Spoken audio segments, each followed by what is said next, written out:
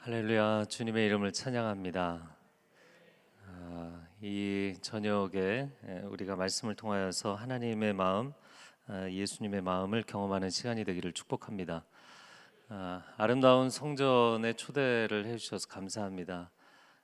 그런데 아름다운 교회는 아름다운 어떤 예배당이 아니라 아름다운 진심의 예배를 드리는 예배자들, 그 예배자들의 모임이 아름다운 성전인 줄로 믿습니다.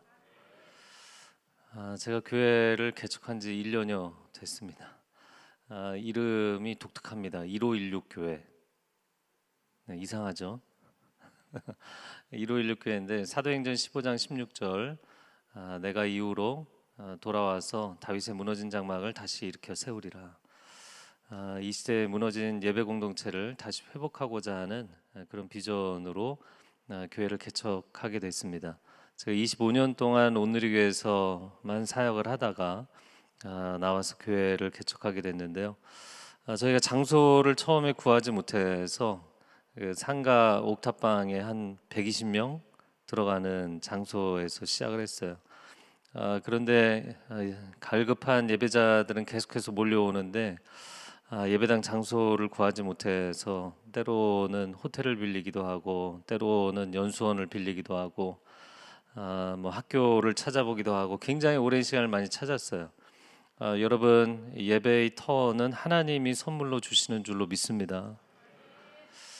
저희가 왜 하나님이 우리에게 장소를 주시지 않나 목마름과 갈급함으로 기도하다가 지금 분당 정자동 정자로 88에 있는 성신빌딩이라는 건물에 들어갔어요. 그런데 전혀 부동산에도 나와 있지 않고 알 수가 없는 정보였는데 하나님 놀랍도록 선물로 우리에게 주셨어요. 그래서 작년 9월에 들어가게 되었는데 저희가 특별 새벽 기도를 하는 가운데 하나님 선물같이 주셨어요. 들어가 보니까 거기가 이동원 목사님 지구촌교회 시작한 곳이고 또 샘물교회가 거기 있다가 나갔고 우리들 교회가 있다가 나갔더라고요. 그래서 다 거기서 부흥 성장해서 나간 사람들이 터가 좋다 뭐 이렇게 얘기하더라고요. 하나님의 은혜의 공간이 바로 이 성전이 될 수 있기를 주님의 이름으로 축복합니다. 네, 오늘 나누고 싶은 말씀의 제목은 영원히 목마르지 아니하리라. 여러분이 먼저 그 영원히 마르지 않는 샘물의 근원 되시는 우리 주님의 은혜를 체험하시기 바랍니다. 그러면 전도는 방법론이 아닙니다. 전도는 어떤 프로그램이 아닙니다. 여러분 안에 은혜가 영생하도록 솟아나는 그 은혜가 흘러넘치면 흘러가지 않을 수 없습니다. 우리가 먼저 예수님 인격적으로 만나고 나면 얘기하지 않을 수 없습니다. 너무나 감격적이기 때문에 누군지 알려고 하지 마시고요. 제가 저희 교회에 어떤 분이 이혼을 하고 인생이 너무나 상심하고 낙심이 돼서 지쳐 있는 분이 계셨어요. 그런데 저희 교회 나와서 예배드리면서 은혜 받고 인생이 치유되고 변화된 거예요. 할렐루야. 그러니까 전 남편이 불쌍한 거예요. 그 인생이 너무 안타까운 거예요. 슬픔 가운데 있고 깨어져 있는 인생. 그래서 전 남편을 또 교회 데리고 왔어요. 주말마다 뭐 이혼이라는 게 이제 여러 가지 상황들이 복합적이잖아요. 그러니까 저는 그분들 만날 때마다 마음속으로 축복하고 또 개인적으로도 만나서 축복합니다. 지금은 여러 가지 장애물이 있어서 다시 하나 되기 어렵지만 그 마음을 하나님 얼마나 기뻐하시겠어요. 내가 치유됐는데 내 전 남편 너무 불쌍한 거예요. 그래서 그 남편 데리고 와서 주말마다 함께 손잡고 눈물로 예배드리고 은혜 받고 있어요. 저는 그 가정들을 하나님께서 치유하실 줄로 믿습니다. 오늘 본문의 말씀에 예수님께서 한 여인을 만나시는 이야기가 나옵니다. 예수님께서 오늘 본문의 3절 말씀, 오늘 본문의 3절 한번 다시 보여주시겠습니까? 본문의 3절 말씀을 같이 읽겠습니다. 시작. 유대를 떠나사 다시 갈릴리로 가실세. 자, 예수님이 유대 지역을 떠나실 수밖에 없었습니다.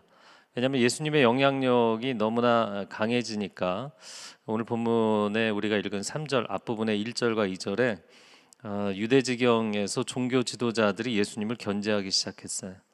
그래서 예수님이 3년 반의 공생애를 채우시려면 일시 좀 전략적인 후퇴를 하실 필요가 있었습니다. 그래서 예루살렘에서 가장 먼 지역인 북쪽 갈릴리로 가시게 된 거죠. 그런데 유대에서 갈릴리로 가시려면 중부 산악지대를 지나 가셔야 됩니다. 그래서 예수님이 중부 산악지대를 이렇게 가시다가 낮 12시에 팔레스타인 여러분 성지순례 해보시면 너무너무 낮에 덥습니다.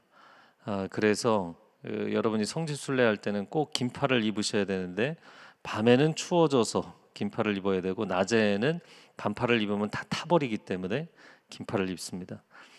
그렇게 더운 지역에서 낮 12시에 한 사마리아 지역의 성에 들어가셨는데 성 이름이 뭐였죠? 수가성입니다.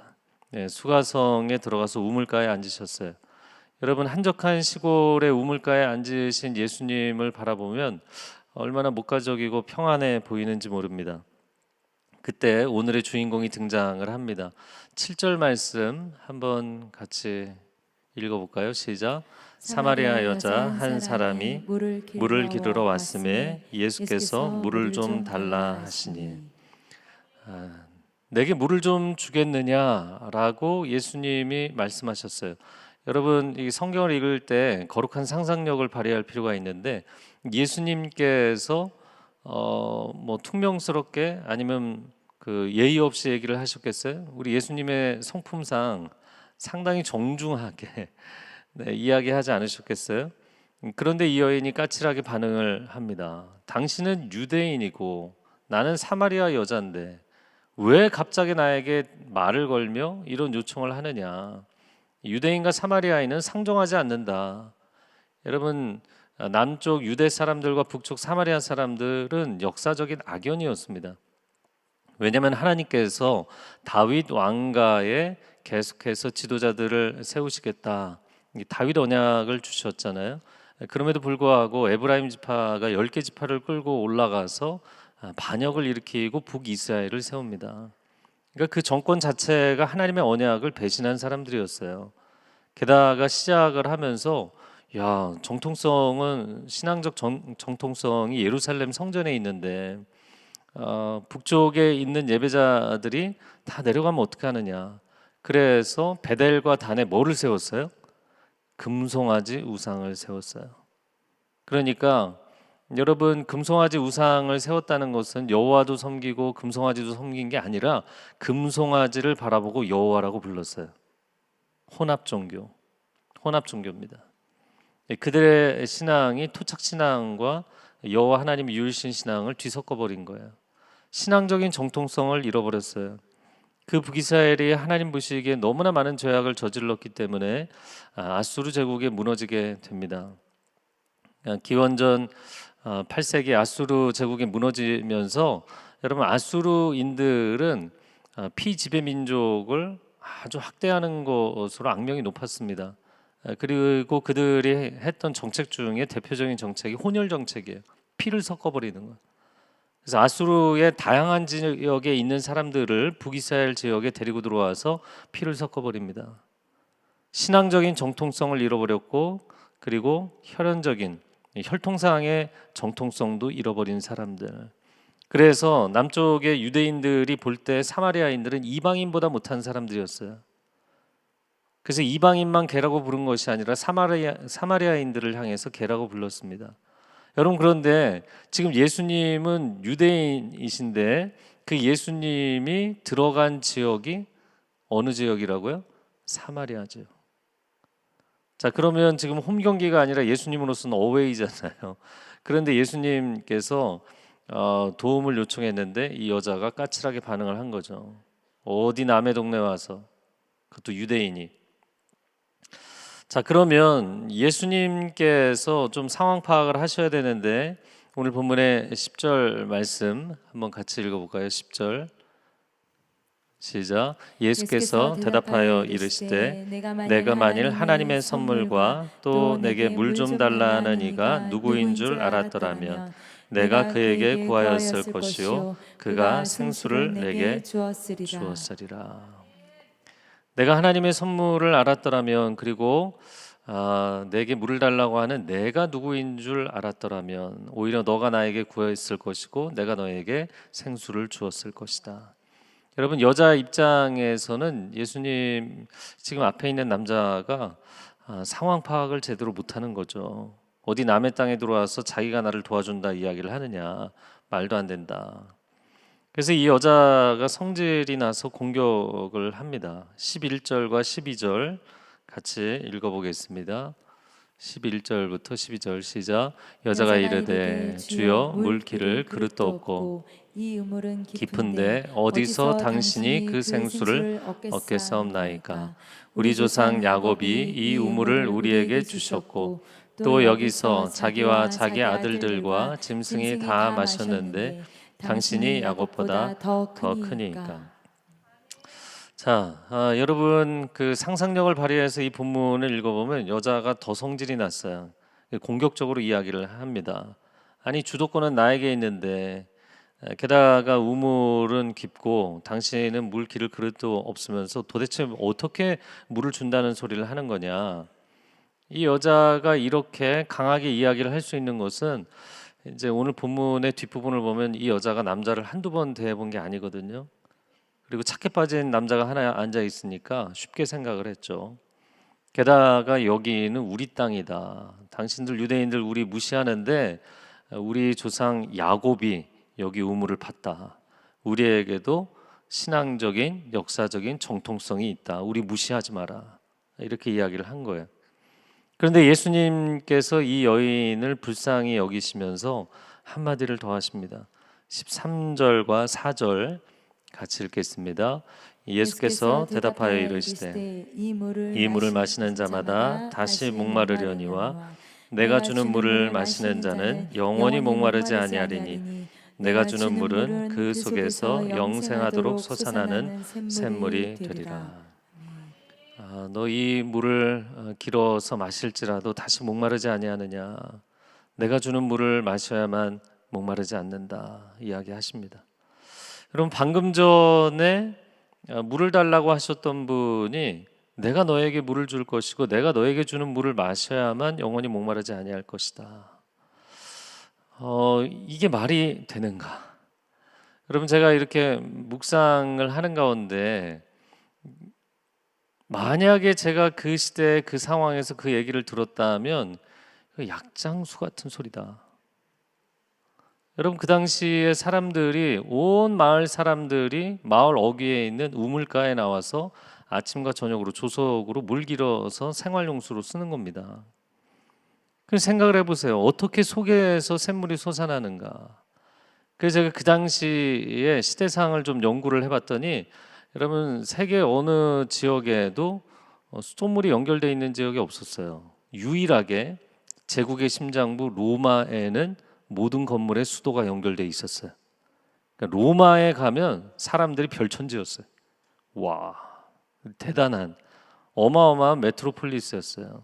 거대 도시, 문명의 도시였죠. 그러나 여러분, 웬만한 지역, 게다가 이 팔레스타인 지역은 상당히 낙후되고 소외된 지역이었기 때문에 여기 뭐 가정에 정수기가 있는 것도 아니고 가정에 수도가 연결되어 있는 것도 아니고 냉장고가 있는 것도 아닙니다.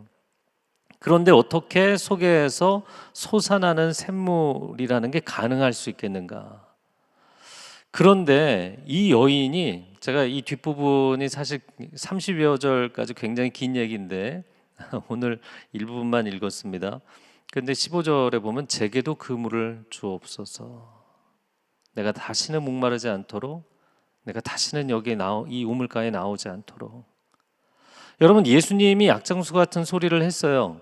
여러분이 성경을 읽을 때 성경을 우리는 당연히 그 의미를 아니까 아멘 하고 은혜를 받지만 조금 그 시대로 들어가서 묵상을 하실 필요가 있어요. 예수님이 이상한 소리를 했는데 여인이 그 말을 믿었다는 거예요. 아니, 도대체 이렇게 믿기 어려운 말을 이 여인은 어떻게 믿게 되었는가? 생각을 해보니까 원래 남의 말을 잘 믿는 타입인가? 그래서 남자들에게 계속 그렇게 속았나? 또 한 가지는 여기 물을 기르러 나오는 것 자체가 이 여인은 너무나 부끄러웠어요. 여러분, 난 12시에 우물가에 나온 여인 이유가 뭔가요? 낮에는 사람들이 돌아다니지 않습니다. 그러니까 예수님도 여정 중에 그냥 쉬신 거잖아요.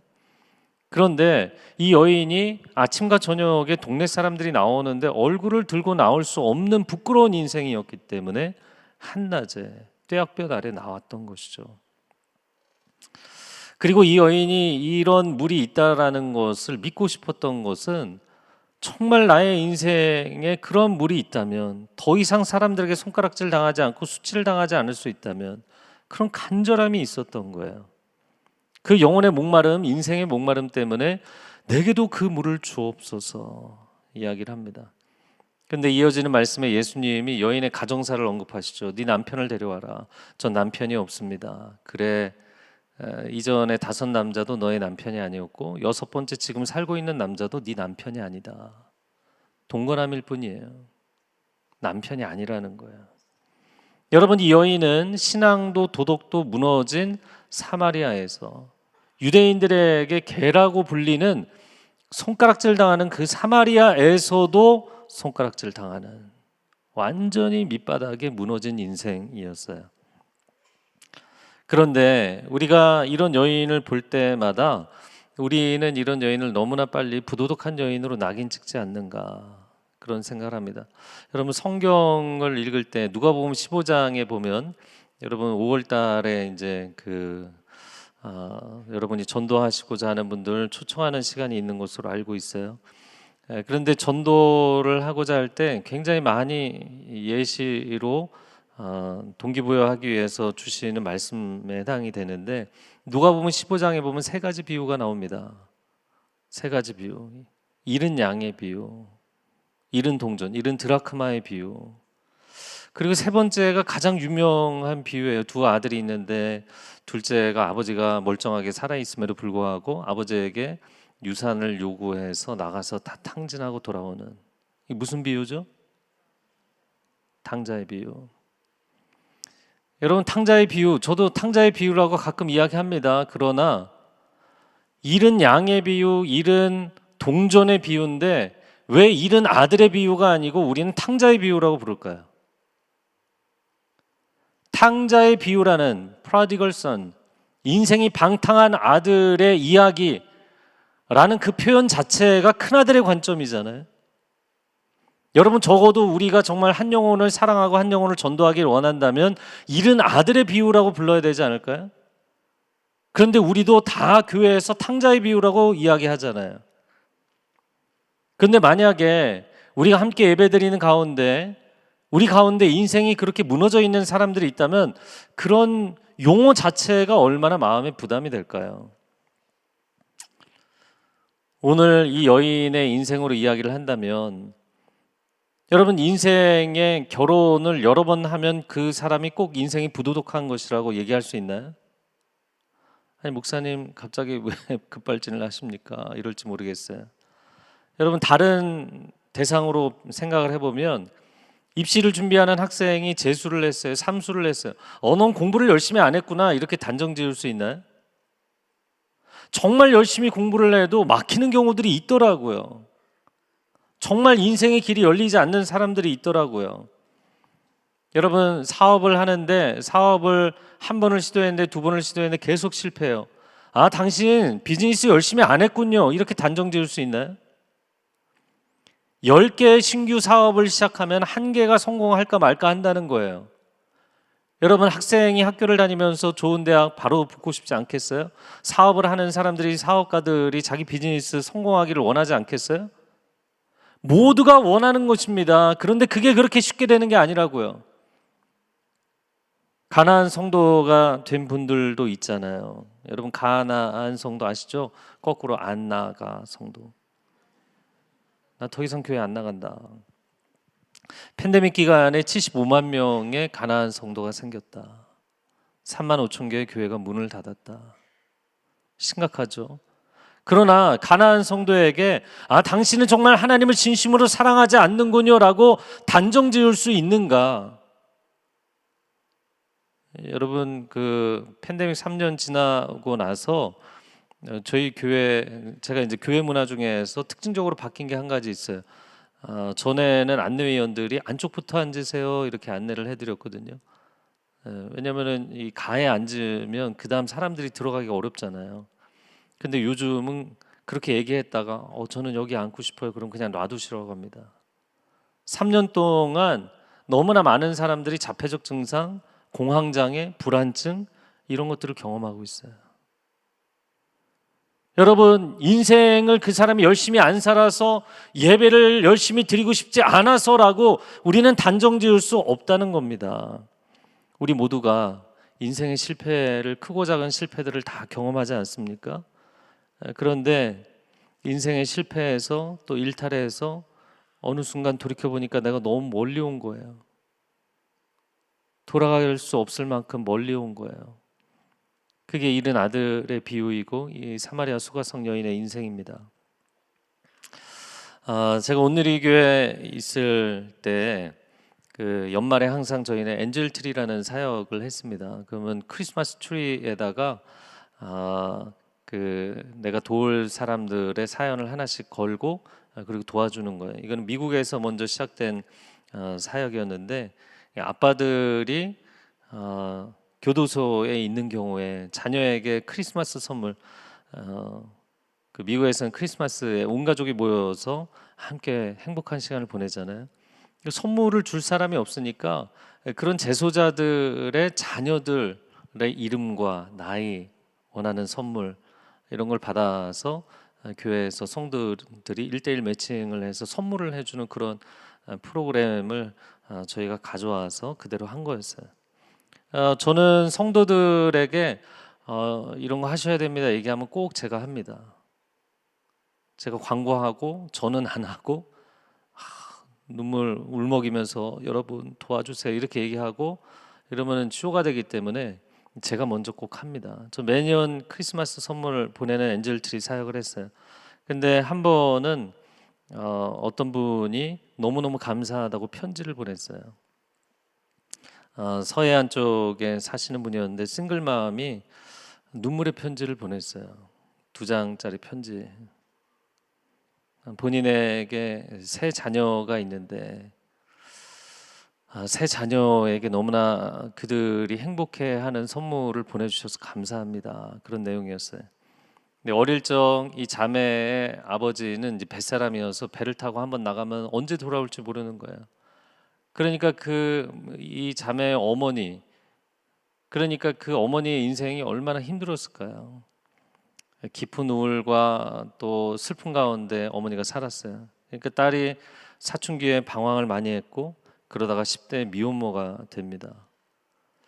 첫 아이를 갖게 됐어요. 근데 그 남자친구는 떠난 거죠. 근데 아이를 지우지 않았어요. 아이를 낳았어요. 그리고 열심히 살았어요. 그 아이를 잘 키우려고 애를 썼어요. 그렇게 열심히 살다가 또 한 남자를 만나게 됩니다. 근데 그런 이야기를 쓰셨어요. 이 남자가 내 아이의 아빠가 되어주지 않을까. 그런데 이 남자가 두 번째 아이를 낳아놓고 또 떠납니다. 그렇게 세 번째 남자를 만나고 세 번째 아이를 낳고 또 그 남자도 떠납니다. 새 아이를 키우는데 여러분 이 싱글맘이 기초생활수급자로 살아가지만 정부에서 지원받는 거 얼마 되지 않거든요. 새 아이를 키우려면 본인이 나가서 일을 해야 되는데 아이들이 어리니까 나가서 일하기도 쉽지 않은 거예요. 마트에 나가서 일하는 것도 뭐 종일 일해야 그래도 제대로 월급을 받지 않겠어요. 아주 조금밖에 일을 못하는 거예요. 알바 수준으로. 그런데 셋째는 태어나자마자 선천적인 질병이 있어서 병원을 계속 들락거리는 거예요. 너무너무 이 엄마의 가슴에 눈물이 나는 거예요. 그런데 이 엄마가 2만 원을 동봉했어요. 돈이 진짜 없는 이 엄마 싱글맘이 2만 원을 동봉하면서 저보다 더 어려운 사람이 있으면 이거를 사용해 주시기 바랍니다. 정말 눈물 없이 읽을 수 없는 그 편지를 읽으면서 목사님 제가 교회를 너무너무 가고 싶은데 교회를 갈 수 없습니다. 교회를 가면 사람들이 수군거리는 소리에 저 여자 자식이 셋이나 있는데 남편은 없는 저 여자. 교회를 너무나 가고 싶은데, 예배를 드리고 싶은데, 하나님 앞에 나아가고 싶은데 교회를 갈 수가 없습니다. 제가 그 자녀들하고 그 생활이 얼마나 힘들겠어요.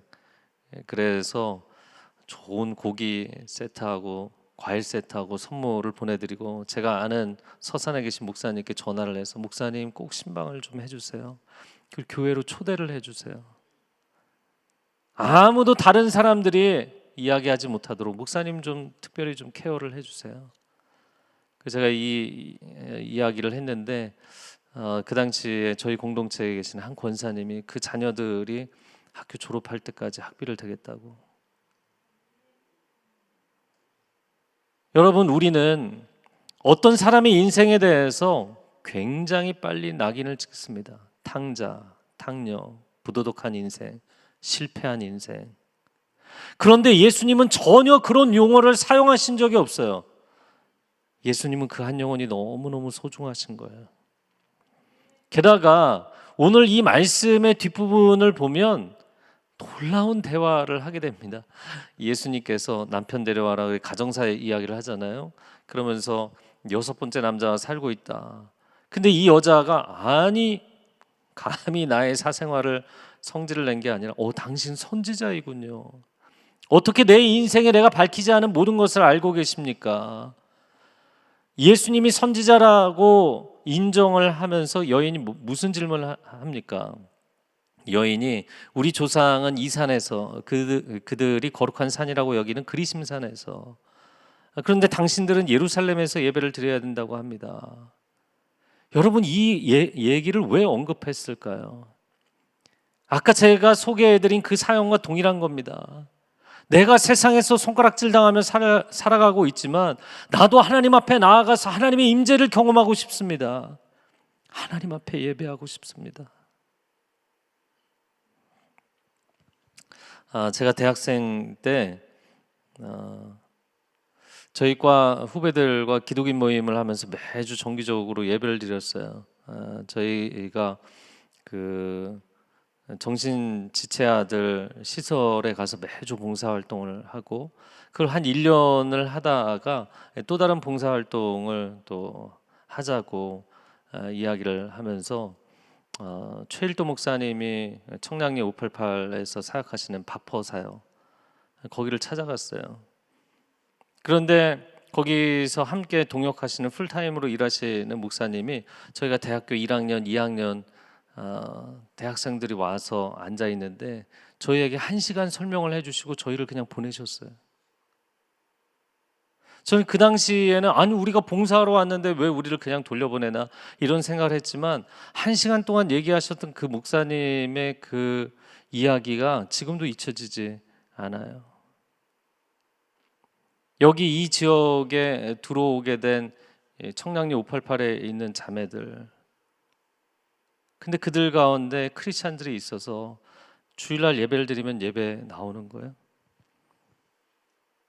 깨끗하게 차려입고 예배당 입구에 들어서면서 헌금함에 헌금을 넣으면서부터 오열하는 거예요. 자기 몸을 팔아서 그 돈을 벌었잖아요. 하나님, 내가 어떻게 하나님 앞에 예배를 드릴 수 있습니까? 그 목사님이 대학교 1학년, 2학년짜리들이 이해를 할 수가 있을까? 저희에게 그들의 무너진 인생에 대해서, 그러나 그들의 예배를 받으시는 하나님에 대해서 이야기를 하는데 저희가 굉장히 어려워 보였던 것 같아요.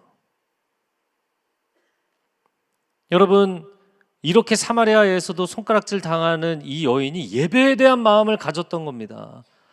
오늘도 예배팀들이 귀하게 찬양 인도를 해주셨는데, 예배 사역자들이 가장 중요하게 여기는 구절이 요한복음 4장 바로 이 부분입니다. 그런데 이 부분에 대해서 인생이 무너졌던 한 여인이 예배에 목말라 있기 때문에 이 본문이 나왔다는 것, 그 얘기를 해주는 사람들이 없어요. 굉장히 영적인 얘기고 굉장히 고급한 얘기죠. 그런데 인생이 완전히 바닥났던 한 여인이 하나님을 목말라 있기 때문에 나왔던 이야기입니다.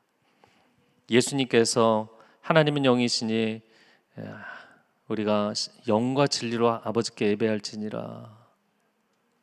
어느 장소 예루살렘이나 그리심산이 아니라 영이신 하나님께 예배할 때가 온다. 바로 이때다. 하나님은 영이시기 때문에 예배하는 자가 신령과 진정으로 예배할지니라. 이 주옥 같은 말씀이 이 여인 덕분에 나온 거예요. 그런데 예배에 대한 명쾌한 정답, 자매님 어느 장소가 아닙니다. 하나님 앞에 신령과 진정으로 예배하면 하나님 만날 수 있습니다. 그렇게 얘기를 해주셨더니 이 여인이 할렐루야 아멘 이렇게 대답을 한 게 아니라, 여러분처럼 대답한 게 아니라, 언젠가 메시아 그리스도 그분이 오시면 알게 되겠죠. 이게 무슨 얘기냐면 놀라운 이야기, 자기가 생각해도 너무 고급한 주제를 꺼낸 거예요. 그리고 나서 예수님이 그 얘기를 해주시니까 자기가 진도를 너무 많이 나갔다는 깨달은 거죠. 언젠가 그리스도 메시아가 오신다고 했는데 그분이 오시면 제 인생에 대해서도, 우리 사마리아인들의 이 무너진 역사에 대해서도 해석해 주실 날이 오겠죠. 이게 소망의 멘트가 아니라 약간 자조적인 체념의 어조인 거예요. 그런 날이 오겠는가. 그런데 예수님께서 이어지는 26절에 보면 너와 이야기하고 있는 내가 바로 그다. 내가 바로 메시아다. 그 이야기를 하세요. 할렐루야. 여인이 충격을 받습니다. 그리고는 마을로 뛰어들어가서 온 동네에 문을 두드리면서 내게 내 인생을 얘기해 준 이분이 바로 그리스도가 아닙니까? 여러분, 사람들, 동네 사람들 얼굴을 피하기 위해서 난 12시에 나왔던 여인이 동네 사람들 문을 두드리면서 나를 만나주신 이분, 나의 인생에 대해서 다 알고 계신 이분이 바로 그리스도가 아닙니까? 이렇게 이야기를 한 것은 여인의 인생이 다 치유가 된 거예요. 할렐루야. 저도 인생의 눈물과 우울과 자살 충동이 심했던 사람이거든요. 근데 이게 치유가 되는 과정 중에는 얘기를 하려고 그러면 여기 마치 막혀 있는 것처럼 말만 하려고 그러면 눈물이 나고 여기 메이는 거예요. 근데 치유가 되면 얘기를 할 수 있더라고요. 치유가 되면 다 얘기할 수 있어요. 나의 온 가정이 얼마나 어두웠는지, 힘들었는지, 나의 어렸을 적 인생의 스토리가 얼마나 괴로웠는지 다 얘기해도 자유한 거예요. 할렐루야. 전 여러분이 억지로 나누실 필요 없습니다. 그러나 주님이 치유해 주시면 여러분의 치유의 이야기를 마음껏 간증하실 수 있는 날이 오게 될 줄로 믿습니다. 자, 여인이 예수님을 만나고 나서 영혼의 치유를 얻고 구원을 얻게 되었어요. 놀라운 일이었습니다. 그런데 제가 이 본문을 묵상하다 보니까 예수님 불쌍하신 거예요. 왜? 예수님이 아직도 물을 못 드셨어요. 물을 못 드셨어요. 여인하고 이렇게 한참 대화를 나누셨는데 여인이 마을에 들어갈 때 물동이를 집어던지고 떼구르르르 한 바가지 잘 떠다가 이렇게 놔드리고 갔으면 좋았을 텐데 얼마나 안타까운지. 그런데 제자들이 옆에서 지켜보고 있다가 왜 사마리아 여자하고 대화를 하시지? 그러다가 여인이 들어가고 나서 예수님 뭘 좀 드셔야죠. 내게는 너희가 알지 못하는 양식이 있다. 누가 예수님의 먹을 걸 드렸냐? 아마 베드로가 그런 것 같아요. 누가 내 허락도 없이. 그랬더니 예수님께서 나의 양식은 나를 보내신 이의 뜻을 이루는 것이다. 그럼 예수님이 이 땅에 왜 오셨는가? 잃어버린 한 영혼을 구하기 위해 오셨잖아요. 나를 만나 주시기 위해 오셨잖아요. 할렐루야. 그러니까 예수님이 나는 물을 마시지 않아도 시원하고 나는 음식을 먹지 않아도 배부르다. 제가 결혼해서 이제 25년 차가 되고 두 아들이 있는데 제가 팬데믹 기간에 하나님께서 은혜를 주셔서 요리를 하기 시작했어요. 교회 모임을 할 수가 없잖아요. 그래서 집에 일찍 가서 요리를 하다 보니까 아들들 음식을 주로 방학 때는 막 집중적으로 해줬는데 할렐루야. 그 엄마들의 마음을 알게 됐어요. 진짜 아이가 먹는 것만 봐도 배부른 거예요. 행복한 거예요. 이 음식을 만드는 그 과정, 준비하는 그 시간, 먹이는 모든 시간, 이게 사랑의 행위더라고요. 내가 이 아이를 사랑하는구나. 여러분, 예수님이 물을 드시지도 못하고 음식을 드시지도 못한 상황에서 마음이 좋으신 거예요. 내가 방금 도저히 건져낼 수 없는 한 영혼을 건져내셨거든요. 할렐루야. 저는 이런 예수님이 너무나 좋습니다. 저를 그렇게 찾아와 주셨고, 이 여인에게 찾아와 주셨고, 그리고 여러분 각자가 그 스토리가 있으신 분이잖아요. 그리고 그 어떠한 사람도 넌 실패자야, 넌 망가졌어, 넌 어쩔 수 없어, 넌 돌이킬 수 없어, 넌 탕자야, 이렇게 얘기하지 않으시는 주님, 소중하게 회복시켜 주시는 주님. 할렐루야. 자, 그런데 오늘 말씀에 대한 강해를 마치기 전에 오늘 본문의 4절 말씀을 다시 한번 읽어보고 싶습니다. 4절 읽어볼까요? 시작. 사마리아를 통과하여야 하겠는지라. 네, 유대에서 갈릴리를 가려면 사마리아를 통과해야 한다라고 표현을 했어요. 틀린 얘기입니다. 제가 성지 순례를 했거든요. 그러면 성경에 틀린 얘기가 어떻게 나오느냐. 여러분, 유대 지역에서 예루살렘에서 갈릴리로 가는데 요단강으로 가면 이제 100km, 그리고 가버나움까지 예루살렘에서 한 140km입니다. 제가 성지 순례를 해봤기 때문에 중부 산악지대, 예루살렘도 돌산 위에 세워져 있는 도시예요. 그리고 중부 산악지대를 따라서 갈릴리 산악지대까지 가는 그 길은 굉장히 험한 길입니다. 그래서 얼마나 험한지, 이 돌산이기 때문에 지금도 강도가 출몰합니다. 지금도 여행객들을 텁니다. 그러니까 예수님 당시에 예수님께서 선한 사마리아인의 비유를 드셨던 것이 예루살렘에서 여리고로 내려가는데 강도를 만나잖아요. 당시에도 지금도 중부 산악지대로 통과하는 길은 굉장히 힘든 길이고, 가장 사람들이 선호했던 길은 요단강 저지대를 따라가는 길이에요. 거기는 강변이기 때문에 물도 쉴 곳도 음식도 과일도 많거든요. 많은 사람들이 거기로 왔어요. 예수님께서 3년 공생애를 마치시고 가이사랴 빌립보에서 내려오실 때 여리고를 지나서 여리고에서 삭개오를 만나시고, 그리고 예루살렘으로 올라오시잖아요. 예수님도 요단강 저지대를 통과하셨어요. 자, 그런데 예수님께서, 제가 이제 필름을 돌려서 보니까, 저는 영화를 좋아해서 영화 좋아하는 건 여러 번 봤거든요. 이 필름을 돌려보면 안 보이던 게 보이더라고요. 성경을 다시 돌려서 보니까 예수님께서 그날 사마리아 지경을 통과하셔야겠다고 작정을 하신 것이더라고요. 누구를 만나기 위해서? 이 여인을 만나기 위해서.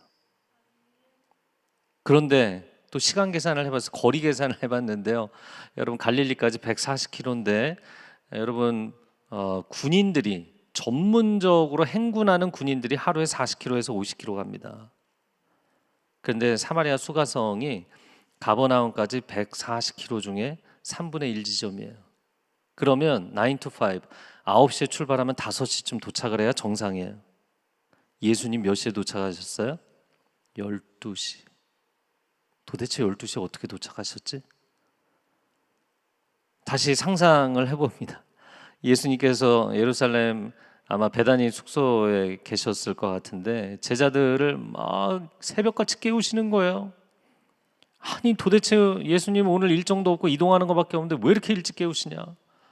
제자들을 막 깨우시더니 아침밥도 못 먹고 새벽같이 출발하는 거예요. 그래서 예수님이 그 중부 산악지대를, 돌산을 홍길동이 달리듯이 막 달리시는 거예요. 도대체 왜 저러시냐? 그러더니 사마리아 수가성에 이르러서 우물가에 앉으시더니 11시 55분 45초. 왜? 12시만 되면 그 여인이 나오잖아요. 그리고는 갈릴리 어부 출신의 베드로부터 해서 험상궂게 생긴 사람들 많잖아요. 그러니까 이 12명의 제자를 전부 음식을 구하러 마을로 들여보내십니다. 생각을 해보세요. 예수님이 보통 심부름 보낼 때 2명 보내셨어요. 여러분, 교회 모임 12명이 모인다 그러면은 햄버거 사와 그러면은 2-3명 하면 많아야 3-4명 아니에요? 12명을 다 보내신 장면은 이 장면밖에 없어요. 왜? 여인이 12시 땡땡땡땡 문을 열었는데 우물가를 봤는데 남자들이, 장정들이 많이 있으면 안 나오는 거예요. 12명을 전부 다 마을로 들여보내시고 예수님은 혼자 앉아 계셨어요. 딱 여인이 보니까 착해 빠져 보이는 한 남자가 앉아 있는 거예요. 만만하네. 그리고 나온 겁니다. 예수님께서 얼마나 한 영혼에 대해서 세심하게 배려를 하셨는지. 여러분 교회에서 정말 한 영혼에 대해서 진심으로 예수님의 마음으로 다가가시기를 바랍니다. 제가 분당에 교회 개척한 지 올해로 2년 차라고 말씀드렸잖아요. 한 영혼에 대한 진심이 있는가? 교회를 시작하고 사람들이, 예배자들이 정말 많이 저희 교회 모이고 계세요. 근데 사람들이 많이 모이니까 만나는 분들마다 그 교회에 많이 모인다면서요? 뭐 몇천 명이라면서요? 이렇게 질문들을 하세요. 제가 저희 교인들에게 한번 당부했어요. 누가 숫자 물어봐도 숫자 얘기하지 마십시오. 한 영혼은 한 영혼이지 통계 숫자가 아닙니다. 숫자 얘기하지 마세요. 숫자 얘기하는 순간 말하는 사람도 우리 몇 명입니다. 이런 허황된 마음이 생기고. 제가 캐나다 밴쿠버에서 만 4년 사역한 적이 있습니다. 이 밴쿠버는 목회자들의 무덤이라 불리는 곳이거든요. 정말 목회하기 힘들고 부흥하기 어렵고 교회가 조금만 세워지면 깨지고 또 갈라지고 1,000명 넘는 교회가 딱 하나 있었던 것 같아요. 저희 교회 제가 가서 1년 9개월 된 이민교회였는데 2년이 넘어서면서 1,000명이 넘었어요. 이민교회로서는 굉장히 빨리 부흥을 한 거예요. 그러니까 교인들이 약간 목에 힘이 들어가는 거예요. 왜냐하면 각자가 또 자기 힘들었던 교회에서 나왔거든요. 내가 이 교회에 온 거 너무 잘한 거지. 그러면서 사람들 앞에서 자랑하고 싶고 우쭐대는 마음들이 있는 거예요. 제가 리더십들, 그 당시에 제가 30대 초반이었는데 미안하지만 나이 많으신 5, 60대 리더십들 모아놓고 엄청 혼냈어요. 여러분이 전도했습니까? 여러분이 그 한 영혼을 위해서 눈물을 흘려서 여기 데리고 왔습니까? 그게 아니라 사람들이 그냥 예배 때문에 온 거거든요. 한 영혼을 위해서 무릎 꿇어보지 않고 눈물을 흘려보지 않고 헌신해보지 않은 사람들이 교인 숫자만 늘어나면 우리 교회 예배당 크고 사람들 많이 모이면 자랑하고 싶은 거야. 우리 교회 어떤 교회인 줄 알아? 다 잘못된 생각이에요. 예수님은 한 영혼을 사랑하세요. 그 한 영혼을 건지시기 위해서 이 땅에 오셨어요. 여러분 용인제일교회 많이들 오실 겁니다. 근데 여러분이 정말 눈물을 흘려서 한 영혼을, 그 한 영혼을 위해 목숨을 걸고 소중히 여겨서 그 한 영혼을 데리고 오고 그냥 전도 주일에 전도해서 나 한 영혼 데리고 왔으니까 나 숙제 다 했어가 아니라 그 한 영혼이 세례를 받을 때까지, 그 한 영혼이 양육을 받을 때까지, 그 한 영혼이 순장이 될 때까지, 그 한 영혼이 헌신자가 될 때까지 정말 진심으로 한 영혼을 돌보고자 하는 마음이 있는가? 그래서 여러분 규모나 사람 자랑하지 마세요. 결국에 전도는 프로그램도 아니고 방법론도 아니고 예수님의 마음입니다. 제가 온누리 교회에서 처음 전도사 사역을 시작할 때 그 중학생들 담당했는데 중학생 외계인이라 그러잖아요. 하여튼간에 초등학생들은 귀엽긴 하죠. 뭐 고등학생들은 논리적으로 얘기하면 알아듣는데 중학생은 무슨 말을 해도 받아들이잖아. 그냥 다 싫어. 그 중학생 애들하고 예배 드리느라고 처음에는 쉽지 않았지만 저희 중등부가 많이 부흥했었거든요. 아이들에게 매주 영화 얘기를 했어요. 그 당시에는 지금처럼 뭐 넷플릭스나 뭐 이런 게 있던 시대가 아니기 때문에 제가 일부러 아이들에게 어텐션, 집중, 주의 집중을 하게 만들려고 매주 영화를 보고 영화 이야기로 시작을 했어요. 그리고 중등부 아이들에게 40분씩 설교하고 우리가 10분, 20분씩 같이 뜨겁게 기도하고. 근데 중등부 아이들이 굉장히 많이 이제 부흥을 하게 됐는데 한 어머님이 전화가 왔어요. 과천에 사시는 분이었는데 우리 아이가 교회를 나가지 않습니다, 전사님. 그런가요? 근데 이 어머니 목소리가 예사롭지 않아요. 너무 우울한 거예요. 제가 파트 전도사인데, 교육 전도사인데 요즘 교육 전도사들은 또 주말밖에 안 나오잖아요. 그래서 제가 한번 그럼 신방을 갈까요? 네, 꼭 좀 한번 와주세요.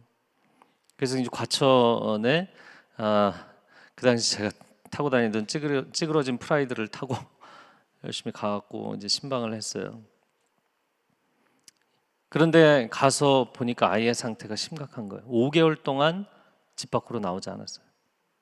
집 밖으로 나오지 않은 정도가 아니라 자기 방에서 나오지 않았어요. 엄마가 음식을 넣어주면 먹고 음식 내보내고 문 잠그고 밤새 사람 죽이는 게임을 하는 거예요. 리니지 아시죠? 당시에 리니지가 나온 지 몇 년 안 됐을 텐데 밤새 사람 죽이는 게임을 하는 거예요. 아이가 왜 이렇게 됐습니까?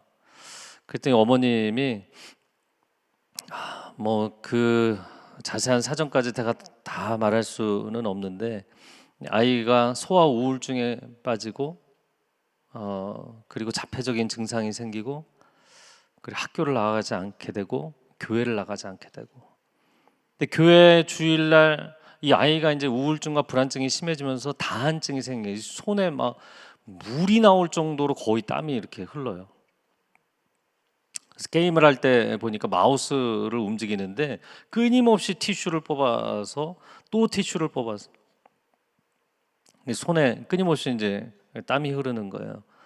근데 주일날 예배를 드리다가 아이가 이제 화장실을 갔는데 여러분 가끔 또 중학생들 화장실 가서 또 담배 피고 딴짓 하잖아요.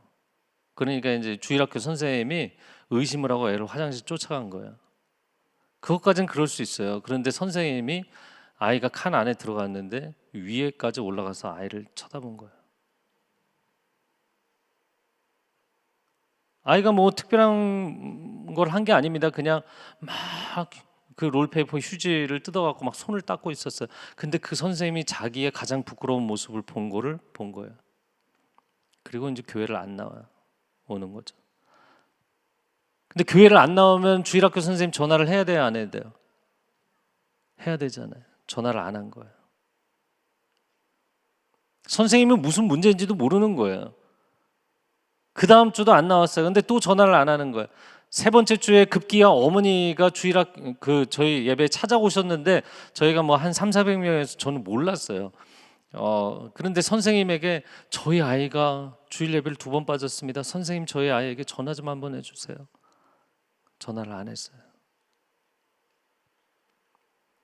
그리고 저에게 전화를 하신 거예요. 그거를 그 집에 가서 들었어요. 너무 죄송합니다. 그리고는 전도사님이 오셨다. 그러니까 아이가 그래도 방에 들어가게 해줘서 아이가 게임을 컴퓨터 앞에서 이렇게 하고 있는데 제가 그 옆에 의자를 갖다 놓고 앉았어요. 그리고는 아이의 옆 얼굴을 보면서 계속 얘기를 거는 거예요. 2시간 동안 아이가 저를 한 번도 안 쳐다봤어요. 게임에 완전히 그 게임의 세상에 빠져 있는 거예요. 계속 죽이는 게임을 합니다. 그래서 2시간 동안 이야기를 하다가 도저히 안 되겠다. 이 아이의 상태는 너무너무 심각하고 5개월 동안 방 밖으로 나오지를 않아서 혈액순환에 문제가 생겨서 발톱 끝이 썩어 들어가기 시작했어요. 몸은 거구가 되어 있고 낮밤이 바뀌어 있고 하나님 어떻게 합니까? 얘야 내가 이제 밤이 늦어서 가봐야 될 것 같아. 그런데 게임이 갑자기 중단이 된 거예요. 그리고 얘가 막 욕을 하면서 내가 친구에게 아이디 패스워드 알려달라고 해서 아이디 패스워드 알려줬더니 내 친구 녀석이 내 거를 끊고 들어왔네. 그러고서 막 성질을 내더니 다른 패스워드 아이디로 이제 게임에 접속을 하더라고요. 근데 보니까 베오울프라고 쓰는 거예요. 베오울프. 여러분 뭐 모르시겠지만 저는 영문학 전공인데 베오울프라고 고대 영문학의 굉장히 놀라운 작품이거든요. 다른 용사들은 전부 용하고 싸울 때 칼로 싸웠는데 맨손으로 용을 때려잡은 용사 베오울프. 영화로도 나왔어요. 그래서 제가 너 베오울프를 아는구나. 베오울프에 대해서 쭉 읊어줬더니 얘가 갑자기 2시간 만에 저를 딱 쳐다보면서 전도사님 베오울프를 어떻게 아세요? 넌 어떻게 아니? 저는 게임 잡지에서 봤어요. 나는 영문학 작품을 그대로 내가 다 읽어봤지. 내가 다음 주에 너 그거 보여줄까? 네, 궁금해요. 보여주세요. 그러면 오늘은 이만 갈게. 그러고 방 밖에 나오는데 애가 따라 나오는 거예요. 5개월 만에 방 밖으로 나왔어요. 5개월 만에 슬리퍼를 신고 아파트 계단을 따라 밖으로 나왔어요. 주차한 차로 걸어가는데 아이가 계속 따라오는 거예요. 그 뒤를 엄마가 따라오면서 그 엄마가 전사님 너무 감사합니다. 근데 그 엄마가 차마 입을 열어 말하지 못하는 거, 다음 주에도 와주실 수 없나요? 이 말을 하고 싶은데 말을 못하는 거죠. 교육전사 뭐 어떻게 매주 신방을 와달라고 하겠어요? 어머니, 제가 다음 주에 꼭 오겠습니다. 그렇게 가기 시작한 걸 2년 동안 신방을 했어요. 매주 가서 그 아이의 방에 불을 꺼놓고 게임을 하고 있는 아이 옆에 앉아서 한참을 이야기를 하다가 어떤 날은 누워서 창문을 열어놓고 밤하늘의 별을 보면서 이야기하고 8주 만에 제 차를 타고 다른 건물에 가서 영화를 봤어요. 그리고 매주 그 아이가 저를 만나서 집에서 탈출하는 거예요. 얘는 왜 집에서 탈출을 하는 거냐면 동네에 자기 친구들이, 학교 친구들이 굉장히 많거든요. 그러니까 자기가 돌아다니면 학교도 안 나오는 애가, 자폐 소아 우울증인 아이가 돌아다니면 자기가 너무 부끄럽잖아요. 그러니까 밖에 나오기 싫은 거거든요. 얼른 제 차를 타고 탈출을 해서 극장에 가서 영화를 한 편씩 보고 그렇게 1년 반 동안 영화를 봤어요. 그 어머니께서 저에게 전사님 너무너무 감사합니다. 영화도 보시고 식사도 하시고, 그래서 그 몇만 원을 주셨어요. 제가 2주 받고 어머니 그만 주셔도 됩니다. 어차피 저도 봅니다. 그리고 아이가 1년 반 만에 학교를 다시 나가게 됐어요.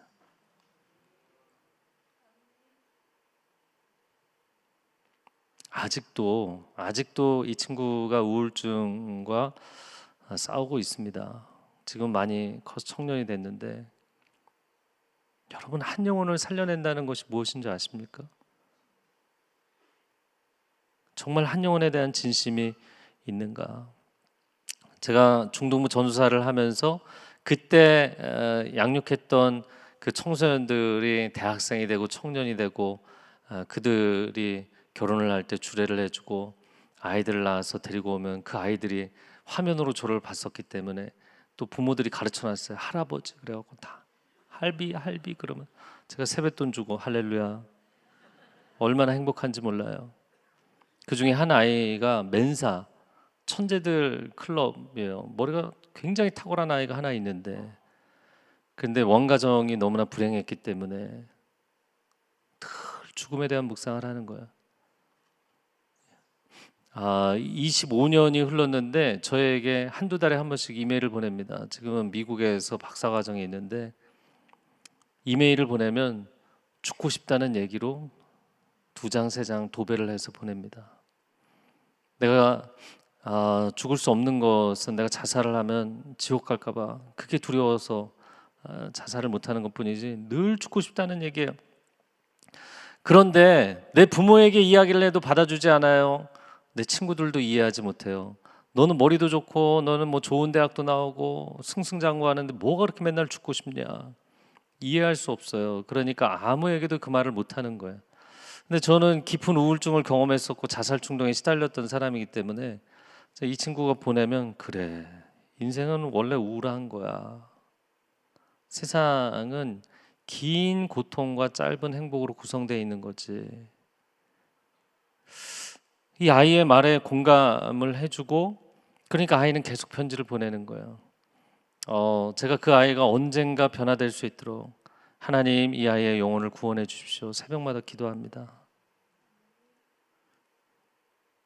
20여 년 동안 계속 이메일을 하고 있습니다. 제가 집회를 미국에 가게 되면 꼭 만납니다. 시간을 내서. 그런데 아이가 한 20년쯤 지나면서 그런데 세상이 꼭 어둡기만 한 건 아닌 것 같아요. 큰 변화였어요. 그리고 한 22년쯤 지나면서 저에게 저를 이해해 주시는 목사님 계셔 너무 감사해요.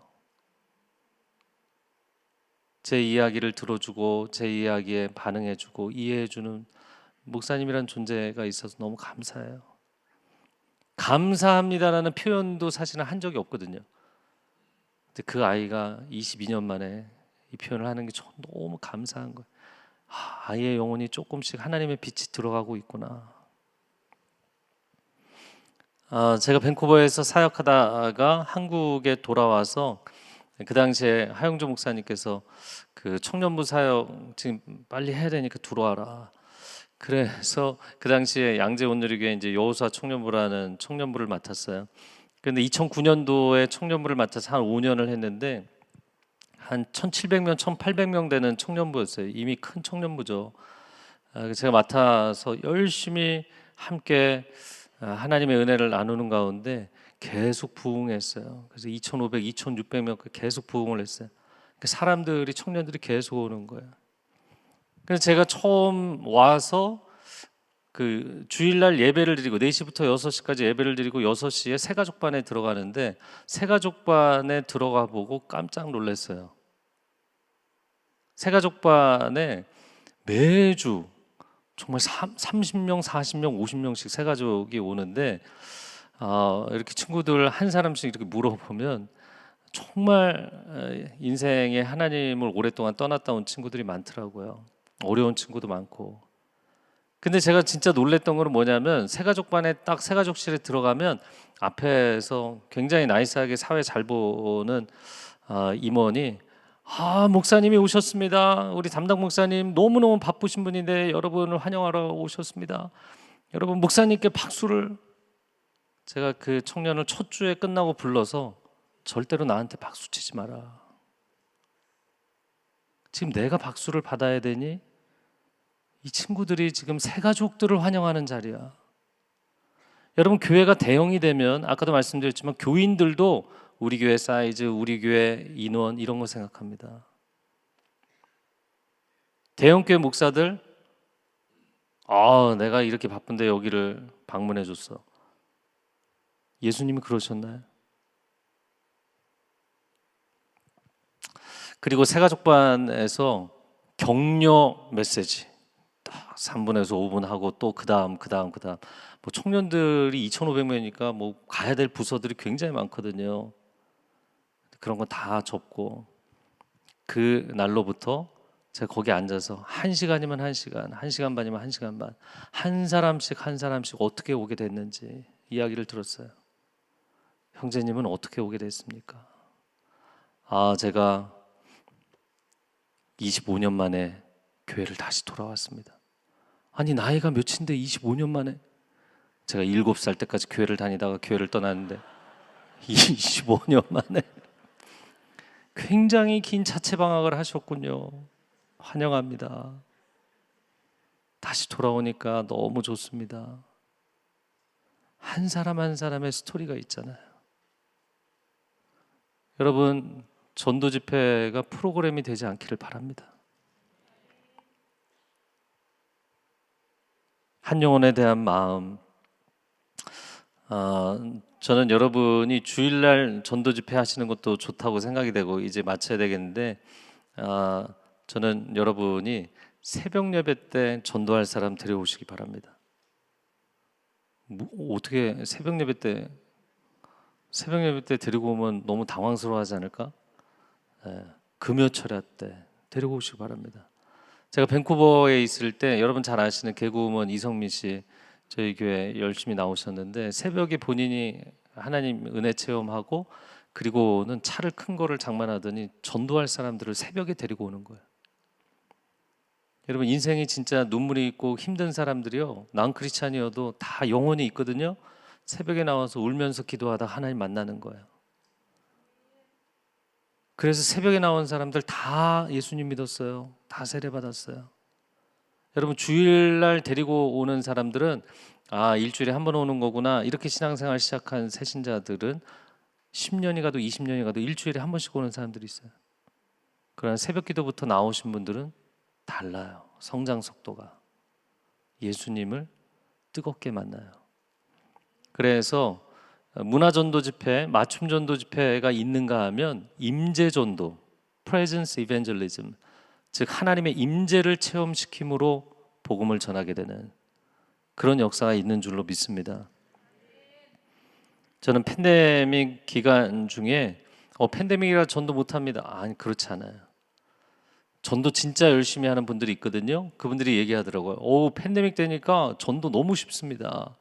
그동안은 전화해서 만나달라고 해도 나 지금 바빠요 이런저런 핑계 대는데 다들 일정이 없어졌기 때문에, 전부 집에 있기 때문에, 게다가 다 사업도 안 되고 우울하기 때문에 저 만나주세요. 얘기 들어주세요.